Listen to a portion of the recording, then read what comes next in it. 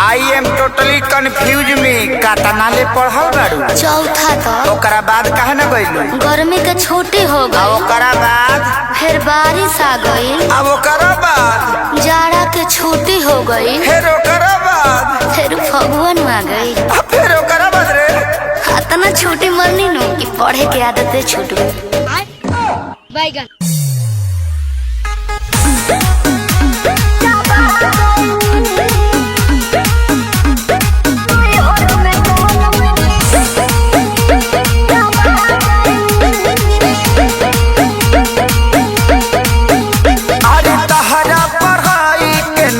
कोनो जोड़ हो बोले लू तो इंग्लिश के तूर दे लू गोड़ हो। मैं तो बताई मैं नहीं हूँ wifi.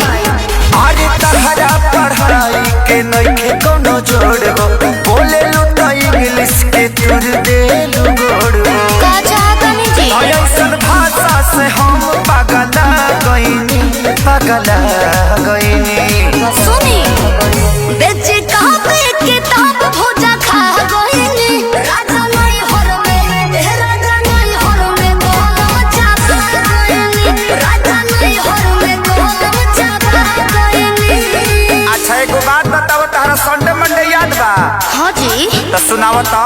Sunday good Monday very good कंडे लवंडे ठंडे ठंडे संतोष पागल बुझले बाड़ू मारल बहु फेंक देबू।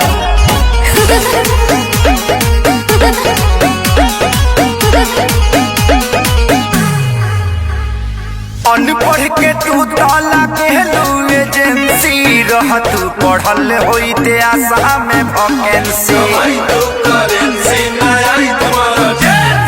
भोक भोक बुटत रह पढ़े घरे दियावा पियावा पियावा पियावा पियावा।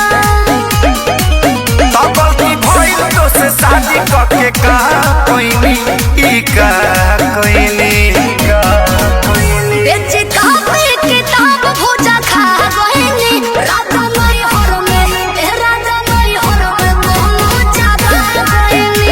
राजा नहीं हर में गोलम चापा गइनी। बाप रे बाप लागत कि अब हम डिप्रेशन में चल जाए। ठीक बा आय? अकेले जाई।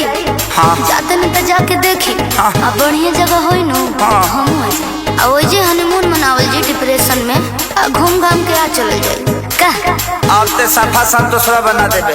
का भाई कुछ गलती हो गल का? ना ना ना तू आ गलती।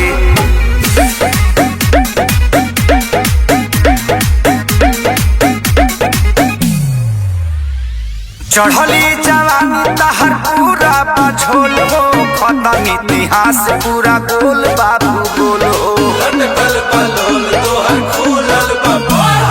चढ़ल बाड़ा जौना पे डूबावा तारा नैया सोइया हो सोइया हरे हरे कोइया।